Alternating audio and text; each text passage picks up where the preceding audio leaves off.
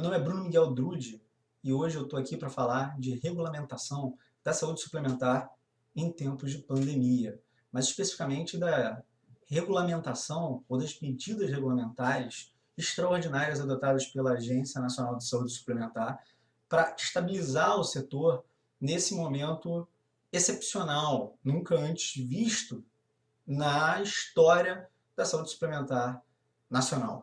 E é verdade, nunca antes a saúde suplementar passou por algo parecido. Aliás, se bem talvez a saúde como um todo, apesar de ter suportado no passado pandemias, em momentos que ainda não existia propriamente uma saúde suplementar, pelo menos não na forma que nós vemos hoje, mas talvez nunca tenha a saúde como um todo visto a situação que nós vemos hoje. Eu agradeço inicialmente o espaço, a abertura desse espaço ao IDARJ, na pessoa do professor Emerson Moura. Também mando um abraço para o professor André Sadi, idealizador aí do IDARJ, e como sou egresso do mestrado Direito Constitucional da UF, eu tenho que mandar o meu abraço aí para o professor André Sadi. Então, sem ser injusto, e eu não quero parecer injusto, eu não vou abordar todas as medidas adotadas pela Agência Nacional de Saúde Suplementar que foram tomadas. Esse espaço aqui é curto, a gente vai fazer algumas considerações pontuais, especificamente sobre duas medidas. Só para não ser injusto, não parecer que, de alguma forma, seja para quem entender que as medidas foram suficientes, ou seja para quem entender que as medidas foram suficientes. Não estou fazendo juízo de valor em relação a isso. Mas eu não quero parecer que estou desconsiderando outras medidas que foram adotadas pela Agência Nacional de Saúde Suplementar. Então, eu faço questão de pontuar com vontade de entrar nessas medidas, mas não é o momento, não está programado para isso, senão eu não faço essa minha fala no tempo pretendido. Então, a gente precisa comentar que a agência realmente flexibilizou a movimentação de ativos garantidores para viabilizar a liquidez das operadoras de planos de saúde nesse momento que vai ter uma demanda e vai gerar, consequentemente, custos excepcionais. E, bom, essa medida gerou algum mal-estar, eu gostaria muito de comentar sobre ela, talvez em outro momento, já me colocando à disposição para fazermos outras rodadas aqui de comentários ou vídeos em outros formatos sobre essas medidas que eu não vou ingressar agora.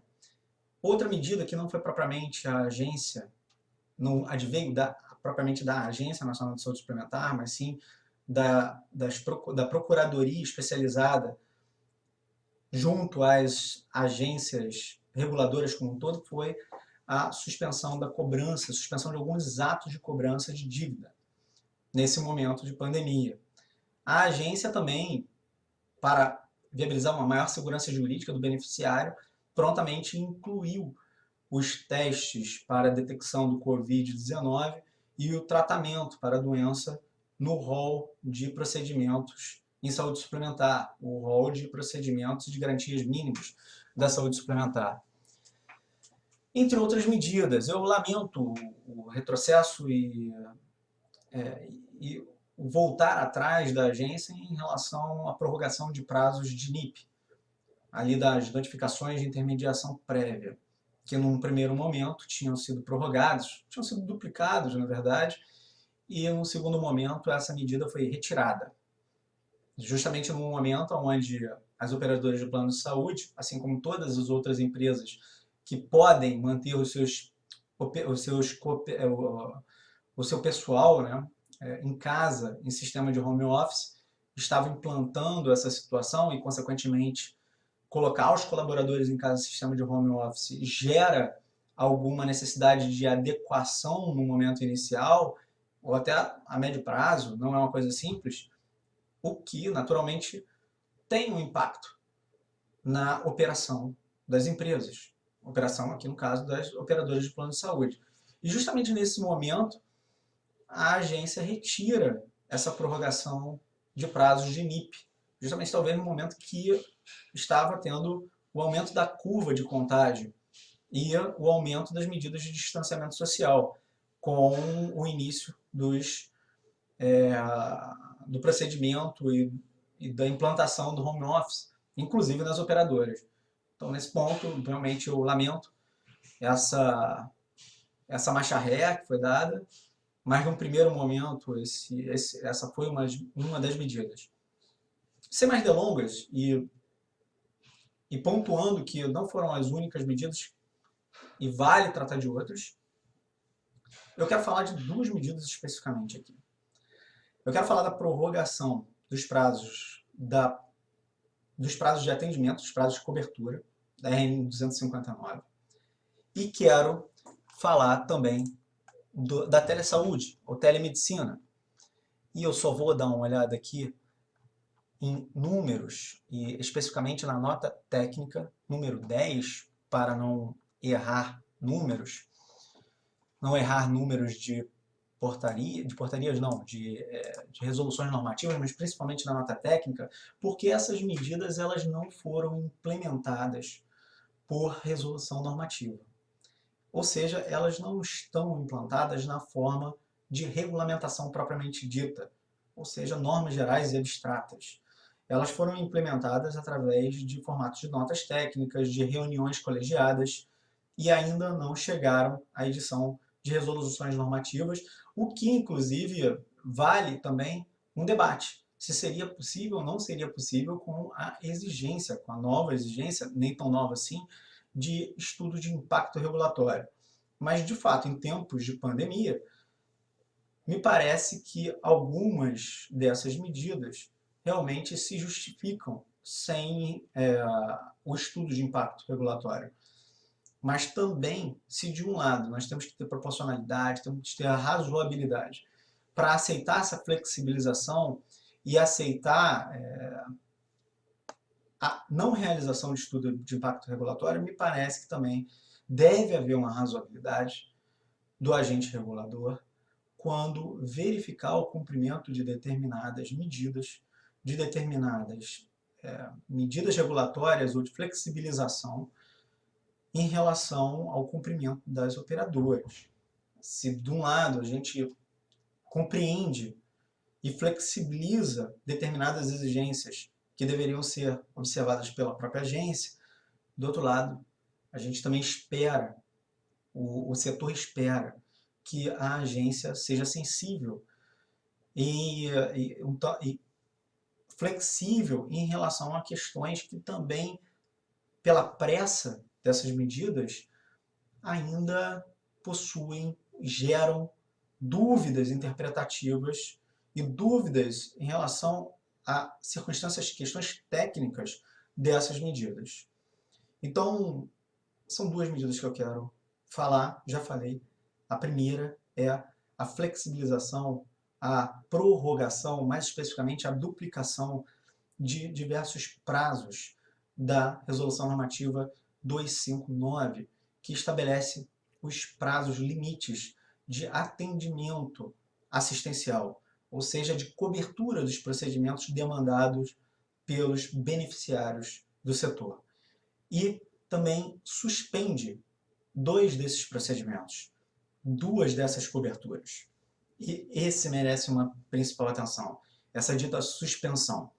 E outra questão que eu gostaria de abordar, pelo menos brevemente, é a telesaúde ou telemedicina, que também foi autorizada e foi, na verdade, não autorizada, na verdade, expedido um entendimento que a telemedicina já teria cobertura, inclusive, e a gente fala sobre isso. Em relação especificamente à prorrogação de prazos, que na verdade foi uma duplicação dos prazos, essa duplicação alcançou diversos daqueles prazos do artigo 3º da Resolução Normativa 259. Eu vou falar aqui rapidamente, e para não esquecer, eu vou verificar aqui pontualmente, porque são 11 prorrogações e 2 suspensões. E temos que tomar cuidado com essas prorrogações. E quero deixar claro, Prorrogação, na verdade, foi a duplicação dos prazos. Então, um prazo que, por exemplo, era de 3 dias, se tornou de 6 dias para a cobertura. Um prazo que era de 21 dias foi para 42 dias, os procedimentos complexos, cirúrgicos e etc. Então, a primeira questão preocupante em relação a esse ponto é a necessidade ou não de comprovação da viabilidade ou inviabilidade de atendimento dentro dos prazos regulares da resolução normativa. Como a matéria foi tratada em nota técnica decorrente de reuniões de colegiado e reuniões da DFIS, da Diretoria de Fiscalização, essas questões não geraram enunciados normativos regulamentares, ou seja, estruturas hipotético-condicionais, estruturas de regras normativas. Então, o tipo de texto que saiu, que adveio dessas deliberações, eles geram algumas dúvidas. E a primeira, em relação a essa prorrogação, é também em relação às prorrogações. Elas são automáticas, ou seja, a agência vai reconhecer automaticamente que um prazo de cobertura que deveria ser garantido em 21 dias, se garantido em 30 dias, está dentro do prazo de 42 dias, que é o prazo estabelecido de prorrogação durante a pandemia, esse é um questionamento. Me parece, e entendi a partir do texto da nota técnica, número 10, que esses prazos prorrogados não demandam comprovação das operadoras. Mas não é possível afirmar peremptoriamente isso, porque o texto deixa uma margem de dúvida. E nesse ponto eu tenho que realmente fazer um alerta e até questionar. A agência precisaria deixar muito claro isso. O papel da agência, o papel do agente regulador é justamente gerar segurança jurídica, proporcionar segurança jurídica para os beneficiários, mas também para os agentes econômicos do setor, os agentes econômicos regulados. E num momento, especialmente num momento de crise, num momento de pandemia, de calamidade, as regras não serem claras nesse aspecto, deixar a possibilidade interpretativa de que uma operadora de plano de saúde vai contabilizar, vai considerar um prazo em dobro, que é o prazo que a agência estabeleceu no momento de pandemia. E, no entanto, depois a agência pode questionar se havia necessidade ou se tem prova de que não poderia ser atendido no prazo regulamentar, que, na verdade, aqueles prazos em dobro eram só para os casos que a operadora comprove que não poderia atender. Isso gera uma insegurança jurídica bastante grave. Mas me parece, pela minha interpretação da nota técnica, e repito, essas questões não foram tratadas por resoluções. Elas não têm estrutura hipotético-condicional. Elas não têm estrutura de regra. Ela tem estrutura de parecer, de deliberação. Então, não é tão preciso dessa forma. Mas, a partir da minha interpretação, me pareceu claro que as prorrogações, ou seja, os prazos que foram duplicados, eles se aplicam automaticamente. No entanto, e me causou especial preocupação pelo aspecto da segurança jurídica, os prazos ditos suspensos, de 2 procedimentos especificamente, eles receberam uma ressalva posterior. Num primeiro momento, em reunião de diretoria colegiada, houve a deliberação pela suspensão desses prazos, mas especificamente os prazos de regime hospitalar dia, ou seja, atendimento durante o dia em hospital, que não é em caso de emergência ou urgência, atendimentos especificamente aqueles eletivos, aqueles ambulatoriais, e atendimentos eletivos, internações eletivas, internações hospitalares eletivas. O que é uma demanda constante das operadoras de plano de saúde, é uma demanda constante, é uma necessidade constante. dos beneficiários, dos pacientes, perante os prestadores de saúde. Então, causou especial preocupação, porque nesse segundo momento, apesar de no primeiro momento a agência dizer que esses prazos estavam suspensos, no segundo momento ela ressalvou, dizendo que, na verdade, vai ser instaurado, ou seja, diante de uma reclamação do beneficiário, vai ser instaurado um procedimento, vai ser instaurado, a demanda vai ser instaurada e a operadora vai ser notificada. Fase de NIP, fase de notificação de intermediação prévia. E a operadora teria que comprovar a impossibilidade de atendimento. E não só comprovar a impossibilidade de atendimento. Comprovar a impossibilidade de atendimento ocasionada pela utilização dos recursos humanos, ou seja, do pessoal da saúde, dos médicos, dos enfermeiros, de outros profissionais e da infraestrutura dos prestadores para o atendimento da pandemia. E mais, essa prova não poderia ser realizada através de declarações da própria operadora. Deve, segundo a nota técnica, ser comprovada através de documentos oficiais ou documentos que sejam apresentados, sejam desenvolvidos, sejam formulados pelos prestadores, ou seja, pelos hospitais, por clínicas, por profissionais da saúde. Então, esse conjunto de requisitos para o aceite da suspensão desses prazos de cobertura, no meu ponto de vista, geram uma especial insegurança jurídica. Como é e o que é considerado e o que vai ser aceito efetivamente pela Agência Nacional de Saúde Suplementar como desvio de recursos para o atendimento da pandemia?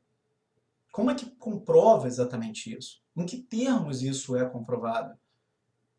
Como isso precisa chegar à agência para ser aceito e a agência aceitar a suspensão que ela mesma estabeleceu em relação a esses prazos?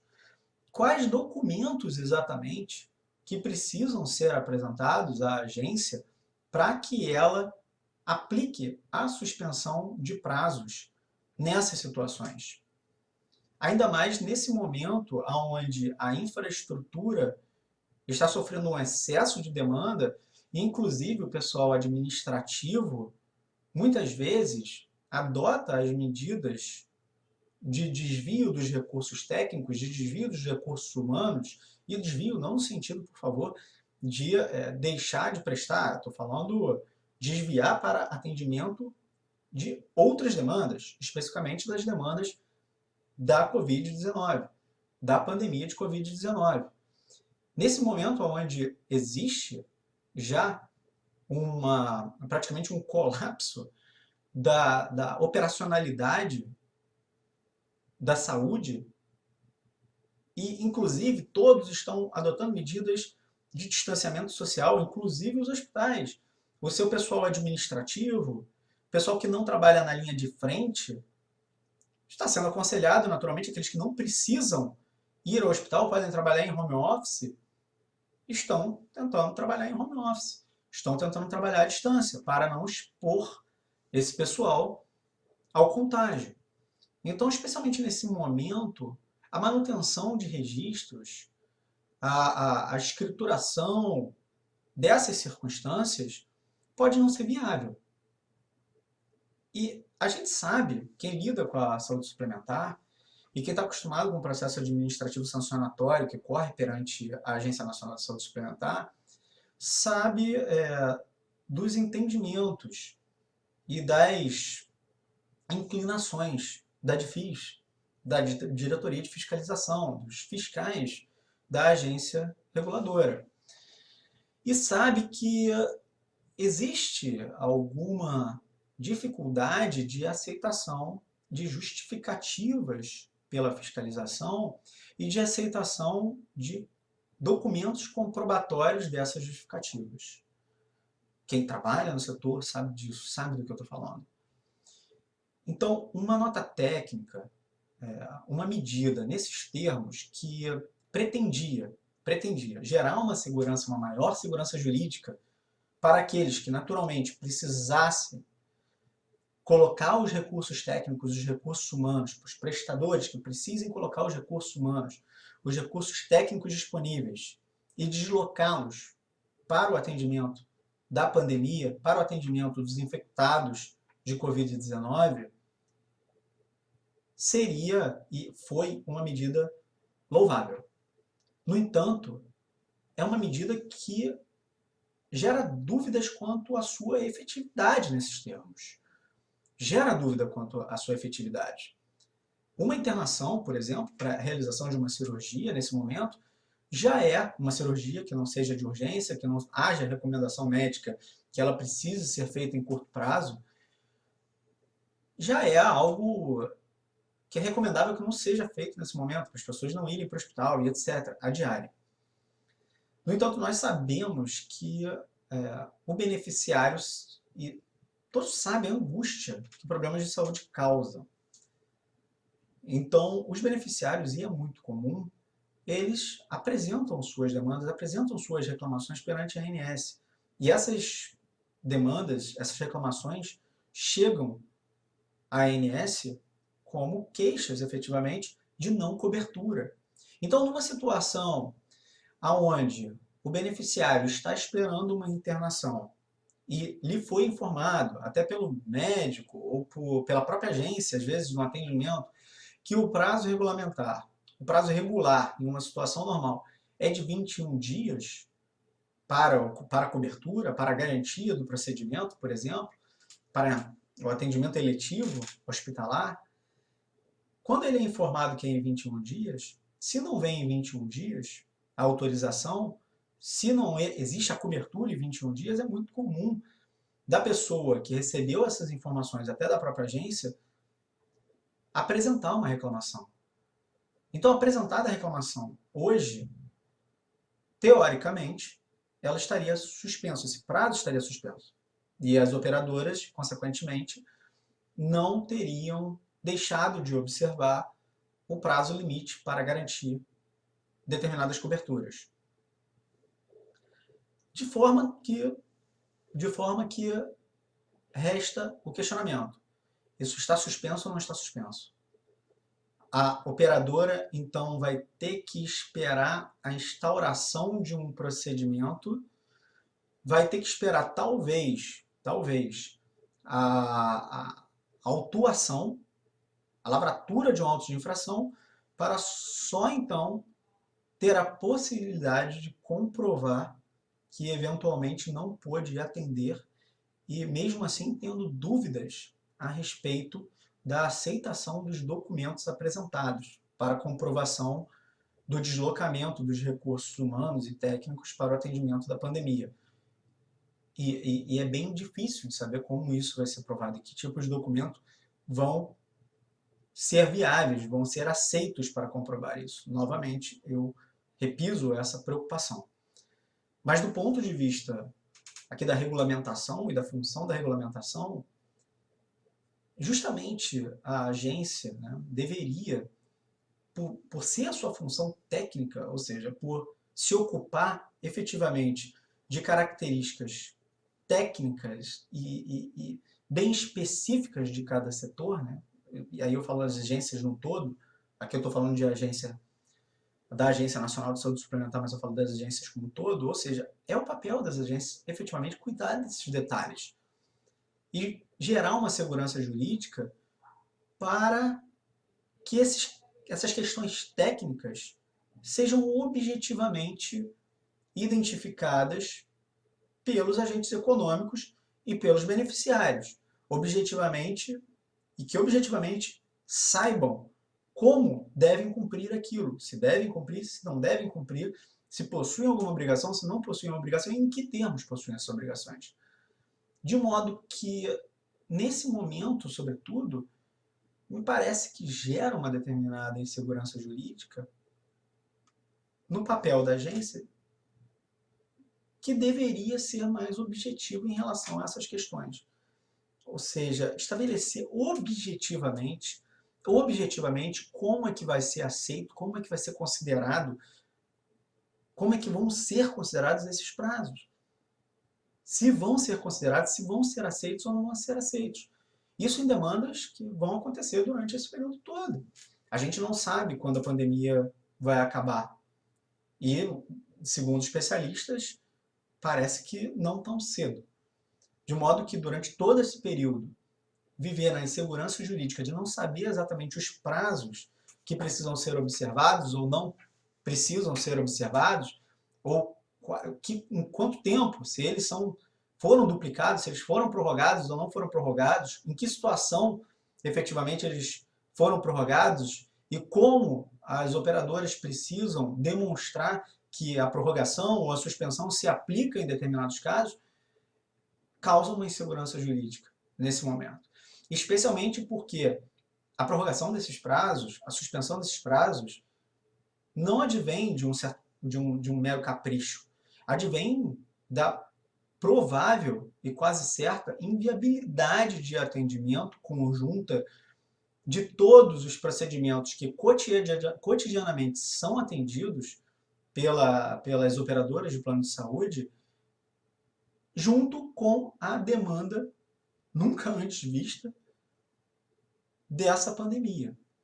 Isso naturalmente vai inviabilizar que os prazos, que as coberturas se deem nos prazos regulamentares cotidianos. Então, a medida é louvável, mas precisamos debater e entender e talvez, e já pedindo, que a agência peça novas normas, novas diretivas que tirem essas dúvidas e que deem segurança jurídica aos agentes econômicos também. Porque é certo, não tem dúvida, e ninguém discute. A segurança, a saúde é a primeira preocupação nesse momento. No entanto, a estabilidade do setor, que é a função, a manutenção da estabilidade do setor, que é a função da agência, precisa ser compatibilizada com a garantia do beneficiário. Sem querer me aprofundar ainda mais nesse tema, né? Até porque eu tenho que passar para outro, e eu gostaria muito de voltar a debater essa questão, e já me coloco à disposição do IDARGE para a gente fazer uma mesa, fazer lives, etc., sobre essa questão. Mas, bom, não dá para a gente se aprofundar mais nessa questão. E o segundo, passando para a segunda questão, que também me parece causar uma determinada insegurança jurídica nesse momento, que é a telesaúde. A telemedicina, a telesaúde é a mais ampla, mas a agência, então, a partir da autorização de órgãos reguladores profissionais, mais especificamente o Conselho Federal de Medicina e os CRMs, passaram a autorizar a telemedicina, ou seja, a realização de determinados atendimentos, principalmente consultas, mas outros procedimentos, passaram a permitir, nesse momento de pandemia, em função da alta demanda, o atendimento através de telemedicina, o que anteriormente tinha uma rejeição bastante severa.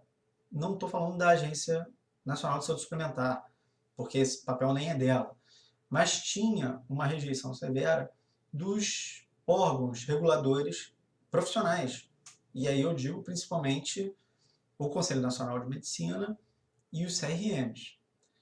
Da noite para o dia, então, em função da pandemia, a telemedicina ela foi autorizada.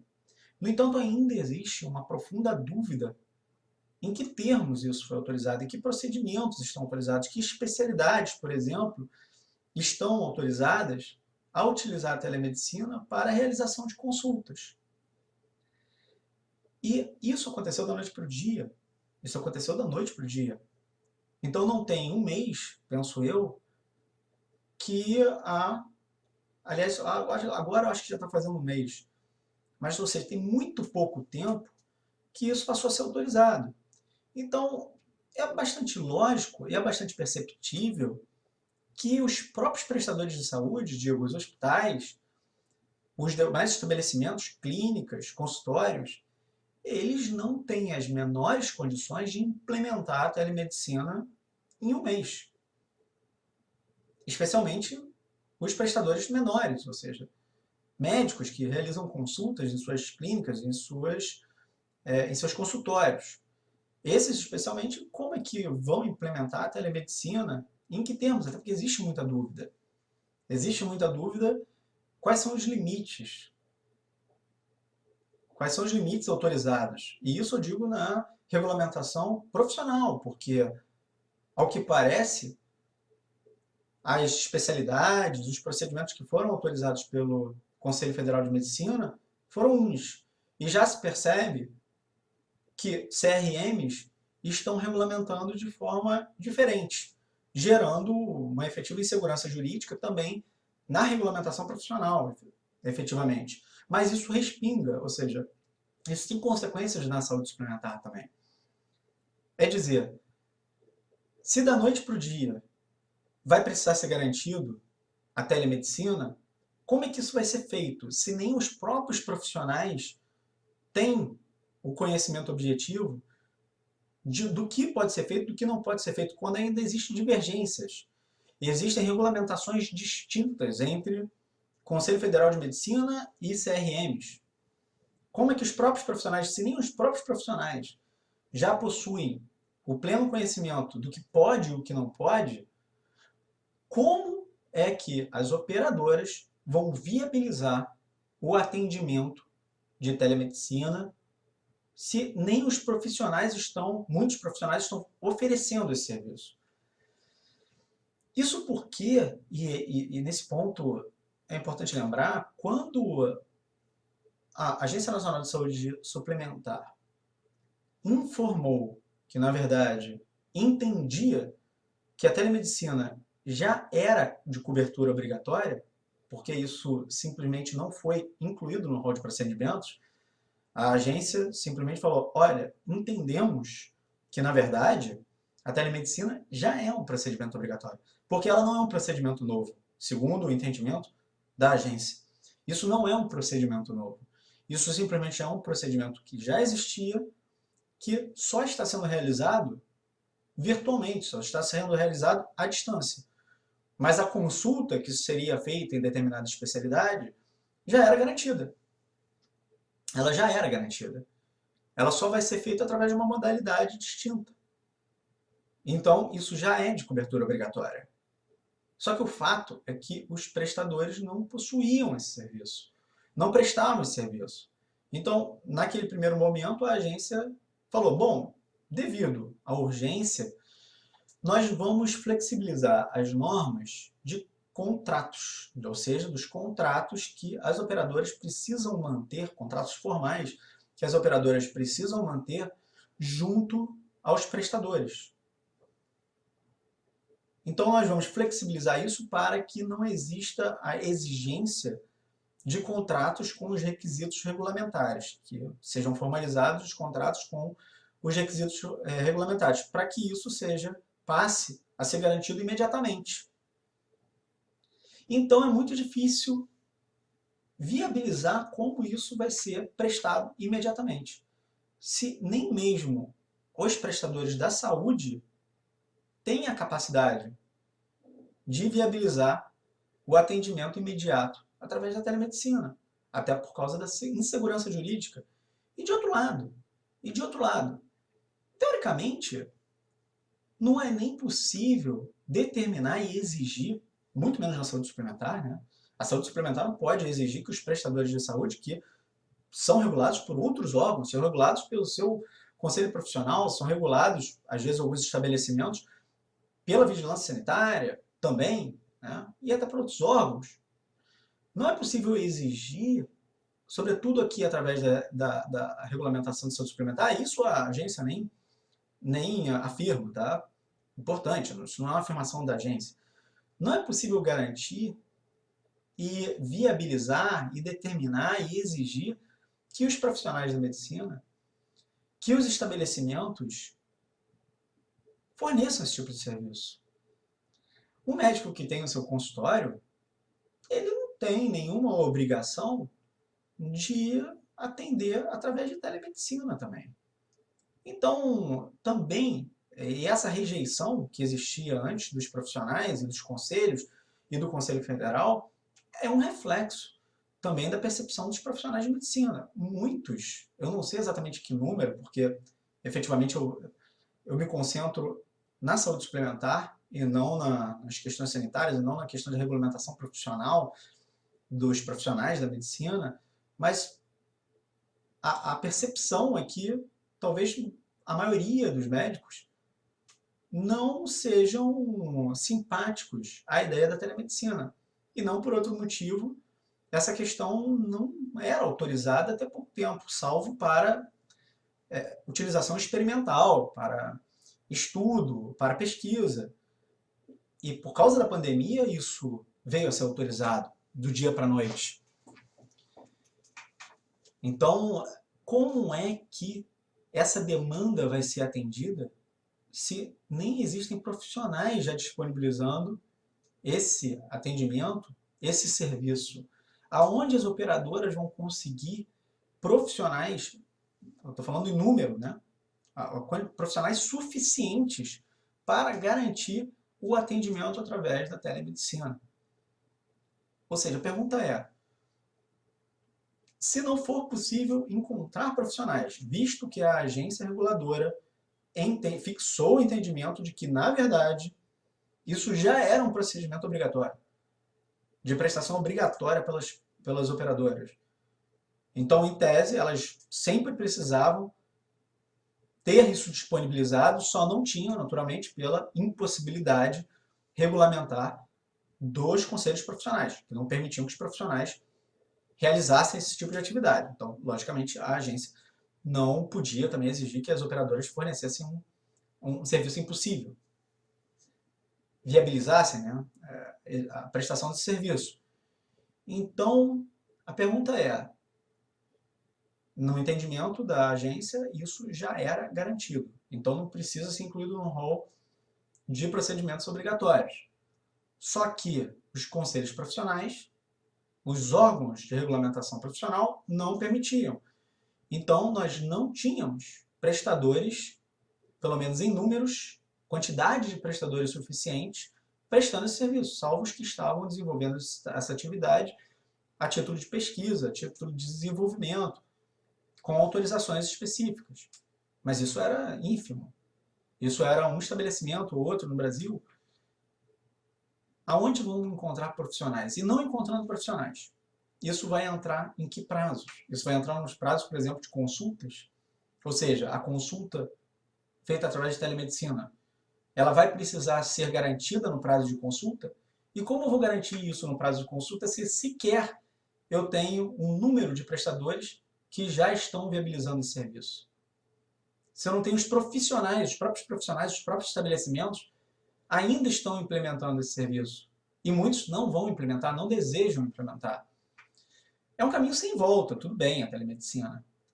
Mas isso precisava ser implantado com prazos para viabilizar a infraestrutura, a implantação da infraestrutura para o atendimento.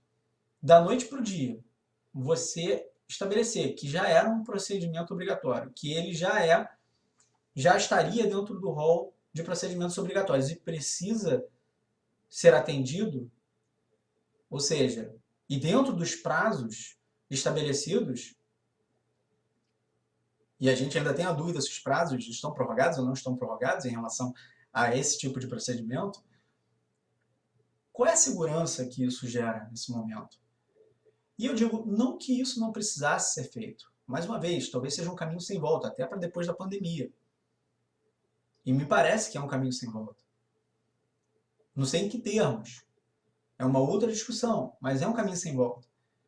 No entanto, implementar isso, estabelecer que isso é obrigatório imediatamente, e em tese, o que não está claro e também precisava ser esclarecido para gerar segurança jurídica, não só para as operadoras, não só para os agentes regulamentados, mas também para os beneficiários, que compreendessem a inviabilidade ou eventualmente a impossibilidade de usufruírem desse teleatendimento, dessa telemedicina. Então, essa questão de segurança jurídica dessas medidas que foram viabilizadas e ninguém duvida, eram necessárias nesse momento de pandemia, tudo bem, elas vieram para viabilizar o atendimento dos beneficiários, vieram de alguma forma com a expectativa de gerar alguma segurança jurídica para as operadoras, para os agentes regulados, mas, no entanto, existem pontos que expressam aí preocupação e que, ao contrário de gerar uma segurança jurídica, gerar uma estabilização do setor, talvez gerem insegurança jurídica e precisam ser debatidos, precisam ser esclarecidos. E, novamente, eu preciso aqui pontuar, todos esses meus comentários, e sempre com essa questão do tempo e a questão do formato, eles não são em tom de crítica exatamente à agência. Novamente, todos reconhecem os esforços realizados pelo agente regulador. Todos reconhecem. E todos sabemos que é muito difícil acertar objetivamente as medidas em momentos emergenciais. Então, eu faço esses comentários mais em tom de reflexão, para passarmos, a partir de então, a pensarmos juntos, né? A refletirmos juntos, a buscarmos o aperfeiçoamento dessas medidas que, infelizmente, não devem se aplicar a curto prazo. Infelizmente, a curva da epidemia ainda está em ascensão, segundo os especialistas. Então, a projeção é que isso supere o terceiro trimestre do ano e talvez avance por agosto, setembro, outubro, não se sabe. Então, a gente tem tempo, a gente precisa ir discutindo isso, refletindo sobre isso para aperfeiçoar essas medidas e outras, sem prejuízo de outras. Bom, essas são algumas reflexões sobre as medidas, algumas, especificamente falei de duas, mas especificamente aqui, e querendo já falar de outras, com muita vontade de falar de outras, mas sem a possibilidade de tempo, aqui em razão dos moldes aqui da apresentação.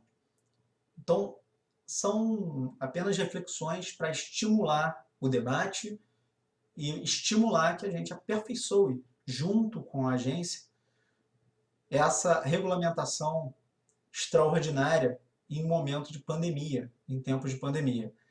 Eu espero ter colaborado, pelo menos, para a reflexão dos temas.